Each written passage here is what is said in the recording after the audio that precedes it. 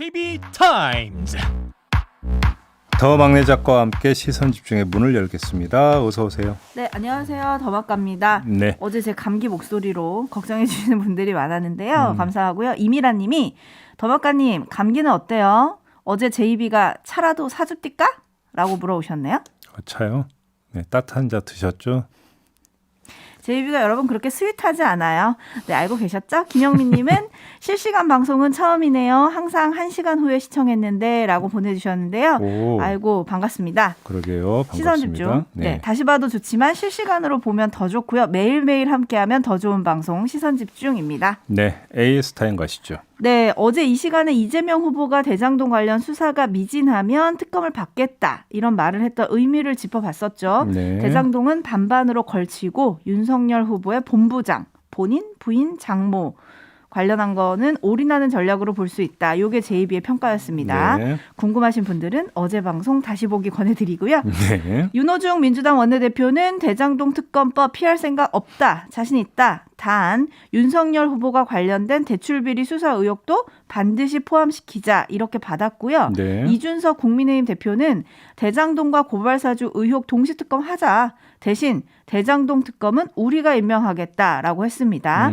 이렇게 여야 간 공방은 이어지고 있는데 일단 공방은 좀 공방대로 두고요. 네. 왜냐하면 아직 여야 원내대표가 만난다 이런 얘기가 없어서 그러게요. 일단 공방대로 두고 관건은 수사가 활기를 띨지입니다. 왜냐하면 화천대유에서 6년 근무했던 아들이 퇴직금 50억을 받아서 논란에 휩싸였던 곽상도 의원, 이제는 전 의원이라고 불러야 될 것 같은데요. 네. 사퇴안이 어제 국회에서 처리가 됐습니다. 그래서 이제 검찰은 소환 조사에 대한 부담을 덜게 됐고 이르면 다음 주에 곽 전 의원을 부를 것으로 예상이 되는데요. 곽상도 전 의원은 물론 박영수 전 특검, 권순일 전 대법관 등등 이른바 50억 클럽 의혹을 받고 있는 분들이 계시잖아요. 네. 이분들에 대한 검찰 수사 이제 좀 본격적으로 시작이 될까요? 곽상도 전 의원 같은 경우는 뭐 이제 초재기에 들어갔다고 봐야 될 것 같습니다. 그 아들 두 차례 이미 소환 조사를 했다는 거 아니겠습니까? 이제 남은 순서는 곽상도 전 의원이니까 조만간 불러서 수사를 할 것 같고요. 네. 근데 궁금한 거 박영수 전 특검 이야기도 많이 나왔잖아요. 많이 나왔죠. 뭐 인척이 109억을 받았다 이런 보도는 이미 있었고. 네. 자, 그런데 박영수 전 특검에 대해서 조사하고 있다는 이야기, 수사하고 있다는 이야기는 들어본 바가 없거든요. 이게 어떻게 되느냐 이게 궁금한데. 네. 근데 또 오늘 경향신문이 보도한 내용이 있습니다. 김만배 씨가 검찰에서 진술하기를 남욱 변호사하고 정영학 회계사가 2014년 8월부터 11월까지 박영수 전 특검이 대표로 있었던 법무법인 강남에서 대장동 사업 입찰을 준비를 했다고 진술을 했다고 네. 경향신문이 보도를 했거든요. 그래서 시점을 잘 보니까 이 시점은 남욱 변호사가 이제 그 박영수 특검이 대표로 했던 법무부인 강남에서 일한 적이 있었어요. 일한 적이 있죠. 근데 그 강남에 들어간 건 이 시점 뒤더라고요, 보면은. 네. 그러면 2014년 8월부터 11월까지 뭐 한 번 어떻게 장소 빌려 쓴 것도 아니고 지속적으로 여기서 지금 이 사무실에서 입찰을 준비를 했다면 이건 도대체 어떻게 봐야 되는 거냐? 그럼 박영수 전 특검은 몰랐던 거냐? 경향신문 기사를 보니까 박영수 전 특검은 딱 잘라 모른다라고 했던데 어떻게 이럴 수가 있는 거죠? 그러면 박영수 전 특검 뭐 관련성에 대한 의혹은 더 짙어지는 거 아니겠습니까? 네. 근데 검찰이 지금 뭐 수사하고 있다는 이야기는 전혀 들은 바가 없기 때문에 그렇죠. 이 수사가 어떻게 되는지가 오히려 저는 개인적으로 더 궁금합니다. 그러니까요. 그리고 또 기록을 찾아보니까 지난달에 경향신문이 단독으로 썼던 기사가 또 있더라고요. 예. 남욱 변호사가 대장동 업체 직원 계좌로 박영수 전 특검 인척회사에 수억 원을 송금했다. 요것도 시점이 지금 2014년이거든요. 하여간 김이 모락모락 나고 있는 거잖아요. 네. 근데 김이 모락모락 나는데 계속 그대로 두면 어떻게 됩니까? 탑니다. 다 타죠. 네. 타버리거든요. 타기 전에 빨리 어떻게 좀 정리를 좀 해주시기를 바라겠습니다. 그렇습니다. 이게 지금 국감장에서 50억 클럽 실명이 공개된 게 10월 6일이거든요. 네. 한 달이 지났어요. 그렇죠? 네, 수사가 좀 빨라질지 지켜보도록 하겠습니다. 뉴스와 분석이 함께하는 JB타임즈 오늘 주목할 뉴스들 챙겨드리겠습니다. 네. 첫 번째 뉴스는 어떤 건가요? 이준석 대표하고 김재원 최고위원이 공개된 무대에서 경선 후 2030 탈당자 숫자를 놓고 다른 목소리를 내오지 않았습니까? 그랬죠. 뭐 이준석 대표는 저희와 인터뷰에서 허위다라는 표현까지 썼거든요. 네. 이준석 대표는 김재원 최고가 탈당자 숫자를 줄여서 밝히고 있다면서 팩트 체크까지 하고 있는 상황인데, 그러자 국민의힘 홈페이지 게시판에 당원 소환제로 이준석 대표를 퇴출시켜야 한다는 글들이 줄줄이 올라오고 있다고 합니다. 네. 여기에 전효옥 전 의원 같은 보수 인사들도 가세를 하고 있다고 하는데요. 전효옥 전 의원의 경우에는 정권 교체의 최대 장애물, 정권 교체의 회방둥이, 정권 교체의 김정은 같은 이준석을 몰아내야 한다. 네. 이렇게까지 주장을 했다고 네. 합니다. 말이 상당히 거치네요. 네. 그래서 이제 어젯밤 보도에 의하면 이제 국민의힘 공식 홈페이지가 여기 글이 많이 올라와서인지 몇 시간 접속이 안 된다 이런 보도도 있었어요. 예. 그래서 제가 한 밤 11시쯤 접속을 해봤는데 그때는 아주 원활하게 되긴 했었거든요. 근데 어쨌든 이걸 어떻게 봐야 됩니까? 일단 뭐 당원 소환이 실제로 이루어질지는 솔직히 좀 미지수입니다. 현실적으로 어려워 보이지 않는가 이렇게 생각을 하는데요. 당원 규정에 따르면 임기 개시일 6개월이 지나야 됩니다. 그 대상자가. 네. 그다음에 요건이 어떻게 되냐면 전체 책임당원 100분의 20 이상, 각 시도당별 책임당원 100분의 10 이상의 서명을 받아서 책임당원의 3분의 1 이상 투표와 유효 투표의 과반수 찬성으로 확정되는 게 당원 소환인데요. 네. 대선 국면에서 이런 조직적 움직임이 전개될 수 있겠느냐, 좀 어렵다고 봐야 되겠죠. 그래서 이건 그렇다 치고 중요한 건 기류인 것 같은데요. 얼핏 보면 제살 깎아먹기식 내분으로 보입니다. 이준석 대표를 공격하는 움직임이 국민의힘의 변화에 둔감하고 현실을 손바닥으로 가리려고 하는 꼰대당 이미지를 강화시키고, 그것이 2030의 반발과 이탈 기류를 강화시킬 것처럼 보이는 거죠. 헌데 정반대로 볼 필요도 있을 것 같습니다. 당내 일각의 이준석 대표 공격이 거꾸로 이준석 대표의 2030 아이콘 이미지와 지위를 강화시키고 이것이 홍준표 대체제를 확고히 하는 결과를 빚고, 그래서 홍준표 대체제인 이준석 대표가 이런 지지세를 윤석열 후보와 접목을 시키는 이런 그 가능성도 배제를 할 수가 없는 것이죠. 아마도 이준석 대표가 경선 이후에 김재원 최고위원과 공개적으로 대립각을 세웠던 이유도 어쩌면 이것일지도 모르겠다. 어허. 이런 생각을 하는데요. 물론 지금 현재 국민의힘 안에서 이준석 대표를 공격하고 있는 사람들이 이런 시나리오 하에 움직이고 있다는 뜻은 아닙니다. 그런 뜻은 아니고 결과적으로 이렇게 지금 흐름이 잡혀갈 가능성도 배제할 수 없다. 요 점을 좀 말씀을 드리는 겁니다. 조금 그러면 이준석의 위기 같지만 사실은 위기가 아니다? 그렇죠. 이준석 대표 같은 경우는 이 구상하에 움직이고 있을 가능성, 아하. 요건 배제할 수 없을 것 같아요. 그렇군요. 네. 지금 촌철님들은 뭐 다양한 의견을 보내주고 계신데요. 1673님은 정권 교체가 목표가 아니라 권력 교체가 목표 아닌가요? 이렇게 꼬집어 주셨네요. 네. 그리고 현님은 이준석 대표 2030 더 모으셔야 될 것 같습니다. 라고 보내주셨고요. 네. 로렌 초대 매치님은 하이에나들이라고 해주셨는데 요거는 이제 뭐 이준석 대표를 좀 비판하는 분들을 일으키는 말인 것 같아요. 3대 구상 관련해서 나왔던 네. 이야기죠. 그리고 정석훈님은 이 타이밍에 준스톤을 역시 노인의 힘이라고 해주셨네요. 네. 그리고 강지연님은 이건 제가 지금 소리를 내는 건 읽은 거예요. 컥이라고 써주셔가지고 컥. 제이비님 너무 신박한 해석이세요. 깜놀이라고 보내주셨네요. 그래요. 한편 이준석 대표가 이제 윤석열 후보에게 건넸다는 비던 주머니 거기에 뭐가 들었냐 논란이 좀 많았고 많은 분들이 궁금해하셨었잖아요. 네. 실물 비단 주머니에는 신문지가 들었었고요. 비단 주머니 속 내용이 공개가 됐습니다. 대선을 앞두고 댓글 조작 대응을 위한 크라켄 프로그램을 가동하는 거다라고 하거든요. 네. 뭐 곧 요거를 공식 출범시킨다고 하는데 대선 승리를 위한 묘책이 될까요? 글쎄요, 뭐 묘책이라고까지 그 표현을 해야 되는지 솔직히 좀 의문스럽습니다. 그러니까 비단 뭐 이제 주머니인데요. 과거에 뭐 예를 들어서 뭐 댓글 조작 이런 게 있었으니까 우리도 대비해야 된다. 네. 뭐 그런 차원의 이야기 아니겠습니까? 네. 묘책이라고 하는 것은 전혀 생각하지 못했던 상황에 대비해서 전혀 그러니까 생각하지 못한 기묘한 수를 묘책이라고 하는데 이게 그 묘책에 해당이 될까요? 그런데 이제 어쨌든 2030을 좀 더 노린 거다 뭐 이런 얘기들도 하긴 하더라고요. 국민의힘 관계자들은. 아 그런가요? 네. 알겠습니다. 넘어가겠습니다. 아유 네. 알겠습니다. 네. 자 그리고 제이비타임스 다음 주목할 뉴스로 넘어갈 텐데요. 오디오로 먼저 만나보시죠. 가짜 사과는 필요 없다는 반대 시위 속에 5.18 민주묘지에 들어선 국민의힘 윤석열 후보. 5월 정신 반드시 세우겠습니다는 말을 방명록에 남겼는데 이를 두고 논란이 벌어졌습니다.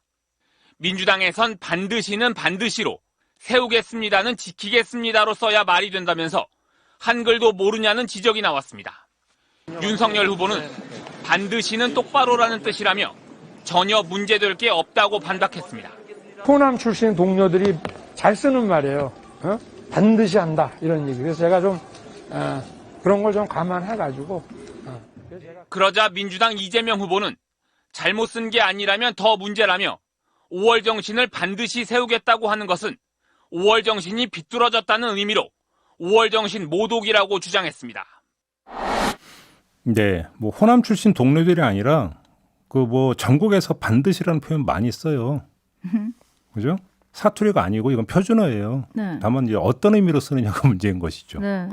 근데 뭐 이제 그거는 저는 오늘 이야기하지 않겠습니다. 저희 그러니까 초, 중, 고 다 나왔잖아요. 네. 국어 시간 다 수업 들었잖아요. 뭐 더 설명할 게 뭐 있습니까? 그냥 넘어가겠고요.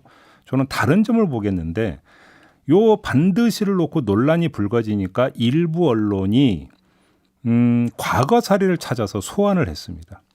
일부 언론이 찾아내서 보도하고 정치권이 받은 게 있는데 그게 뭐냐면 홍영표 더불어민주당 의원이 지난 4월에 같은 곳에 방문해서 똑같은 방명록에 민주주의를 반드시 지키겠습니다라고 적었다라는 겁니다.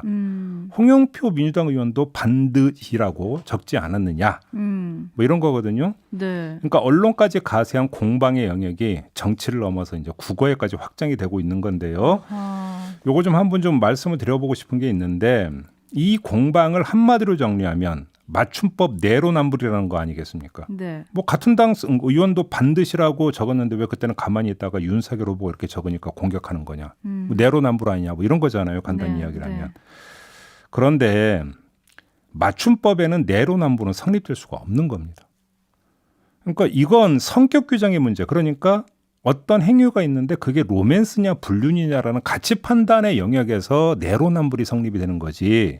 이거는 가치 판단의 영역이 아니라 정오 바른 거냐 그른 거냐의 문제잖아요. 네. 맞춤법 규정에 맞는 거냐 아니냐 이 문제잖아요. 그러니까 정답 아니면 오답만 있을 뿐이에요. 이건 내로남불이 아니죠. 예를 들어서 어떤 학생이 문제를 틀렸는데 옆줄 친구도 틀렸으니까 문제 없다고 주장하면 선생님이 그 학생 어떻게 하겠습니까? 너 잘했다 그럽니까? 둘 다 틀렸어? 그런 거죠. 네. 여기 왜 이걸 끌어와야 되는지 저는 그 이유를 잘 모르겠습니다. 알겠습니다. 그런데 윤석열 후보는 맞춤법 틀린 거 아니다. 과거 같이 했던 호남 출신들이 반드시라는 말을 같이 잘 썼다. 그래서 그걸 감안해서 썼다. 이렇게 했잖아요. 네. 그래서 이재명 후보는 그러면 더 문제라고 했고. 하지만 어쨌든 뭐 이런 비판도 있습니다. 과거 홍영표 의원이 방명록으로 내로남불이 되는 거겠죠. 뭐 서로 내로남불, 이래저래 내로남불 이런 거 아닌가요? 그러니까 제가 지금 말씀을 드렸잖아요. 아니 그러면 예를 들어서 홍영표 의원도 잘못 썼다고 칩시다. 그죠? 그러면 홍영표 의원이 잘못 썼으니까 민주당에서는 이 방명록을 공격하면 안 된다. 비판하면 안 된다가 성립이 되느냐라는 거예요. 그러니까요. 이건 그러니까 내로남불이라고는 프레임 가지고 접근할 성질의 문제가 아니라니까요. 4493님, 홍영표 의원은 문맥상 맞춤법 틀린 게 맞는 것 같고요. 윤석열 후보는 문맥상 5.18 정신이 삐뚤어져 있다는 것 같은데요? 라고 해석을 또 해주셨네요. 그게 지금 이재명 캠프나 민주당에서 이제 비판하고 있는 포인트인 거죠. 가리오님, 그냥 틀렸으면 틀렸다고 인정하면 끝날 걸 뭘 이런 걸 가지고 자꾸 얘기를 하냐, 뭐 이런 의견도 보내주셨고요. 그러게요. 유재현님은 호남 사람 저런 말 잘 안 쓰는데요?라고 보내주셨고요. 알로에님은 반듯하다 표준어죠. 반드시도 표준어고요. 네. 라고 해주셨고요. 네. 상록수님도 비슷한 의견이세요. 5월 정신이 쓰러졌냐 반드시 쓰게 뭐 이게 문제인 것 같아요. 이렇게 해석할 수 있다는 거. 예. 여튼 중요한 거는 저희가 어제도 짚었지만 광주 5월 정신을 제대로 인식하고 발전시킬 거냐 이거 아닙니까? 그렇죠. 요거 관련해서는 잠시 후에 정운천 의원에게도 물어보겠습니다. 그리고 네. 호남 사람들이 반드시라는 말을 잘 쓰는지도 한번 물어볼까요? 네. 자, 뉴스와 분석이 함께한 제이비타임즈 다음 주목할 뉴스는 어떤 건가요? 이장한 종근당 회장의 장남이 이거 뭐 아침 방송 이런 얘기 해야 될지 좀 솔직히 좀 잘 모르겠습니다만 아무튼 성관계 중 여성의 신체 부위를 촬영해서 SNS에 올린 혐의로 기소가 됐었거든요. 네. 1월에서 2월 사이에 여성 여러 명과 성관계를 하면서 신체 부위를 촬영한 영상을 동의 없이 SNS에 유포를 한 혐의였는데 그래서 성폭력 처벌 특례법상의 카메라 이용 촬영 혐의가 적용이 됐습니다. 1심에서 판결이 있었고 어제 2심 판결이 있었는데요. 똑같이 징역 1년에 집행유예 2년이 선고가 됐습니다. 1심 재판부는 모든 조건을 참작해봐도 2심이죠. 2심 재판부는 모든 조건을 참작해봐도 원심 형량이 너무 무겁거나 가볍다고 보기 어렵다. 이렇게 판단을 했고요. 그러면 원심인 1심 재판부는 어떻게 판단했느냐. 피해자들 얼굴이 명확히 나오지 않아서 신원 확인이 어렵다는 이유로 집행유예를 선고를 했었거든요. 그러니까 그러니까 판결이 적절한 판결이었다. 2심 재판부는 또 이렇게 판단을 한 거죠. 5502님이 또 집행유예 재벌들을 위한 법이 따로 있나? 라고 물어주셨는데 예. 어떻게 봐야 될까요? 뭐 법원의 성 감수성에 대해서는 이 자리에서 여러 차례 지적한 바가 있습니다. 이 디지털 성범죄에 대한 사회적 규탄 여론이 갈수록 높아지고 있고 그에 따라서 입법 영역도 반영 움직임을 보이고 있는데 백날 그래봤자 무슨 소용이 있습니까? 법을 적용하는 사법부에서 이렇게 나오면 말짱 공연볼 아니겠습니까? 그렇죠. 이것만 말씀을 드리고요. 요점만 뽑아서 말씀을 드리겠습니다. 재판부는 피해자 신원 확인이 어렵다는 이유로 집행유예를 선고했는데 신원이 노출되지 않았다는 뜻이죠. 그런데 오히려 가해자 신원이 너무 확실해서 이런 선고를 한 거 아니냐. 이렇게도 볼 수 있을 것 같습니다. 뭔 얘기냐. 대기업 총수 가족이라는 신원. 바로 이 점인 거죠. 조금 전에 댓글에도 나온 것처럼 재벌의 법칙이라고 있지 않습니까? 징역 3년에 집행유예 4년. 이 법칙에 준해서 징역 1년에 집행유예 2년을 선고한 거 아니냐. 네. 이런 지적을 할 수도 있을 것 같다는 겁니다. 지금 촌철님들이 가장 많이 올려주시는 댓글 아마 다들 연상하실 거예요. 유전무죄. 그렇죠. 라는 댓글을 가장 많이 올려주고 계시고요. 김시진님은 판사 자신의 가족이 피해자였어도 이렇게 법을 적용하실 겁니까? 라고 물어주셨네요. 네. 아니 그런 식으로 따지면 뭐 이런 얘기까지 해야 되나요? 뭐 지하철이나 이런 데서 몰래 촬영하는 경우 있지 않습니까? 있죠. 그러면 얼굴만 촬영 안 하면 되는 거네요. 그러면 최소한 교도소 가는 일은 없겠네요. 그럼 다 집행유예 나옵니까? 그러면? 아닙니다. 예? 그러면 안 됩니다. 네. 네, 여기서 마무리하고요. 저희 시선집중이 토요일 아침에도 함께하는 거 여러분들 다 알고 계시죠? 토닥토담이라는 코너로 마련을 하고 있는데요. 내일은 좀 특별한 손님을 모셨습니다. 거꾸로 읽는 세계사 개정판으로 돌아온 유시민 작가와의 만남이 기다리고 있는데요. 오늘도 시선집중 끝까지 함께해 주시고요. 내일 아침 7시 5분에도 함께해 주세요. 네, 깨알 같은 홍보 멘트 수고하셨습니다. 네, 고맙습니다. 네, 더마카였습니다.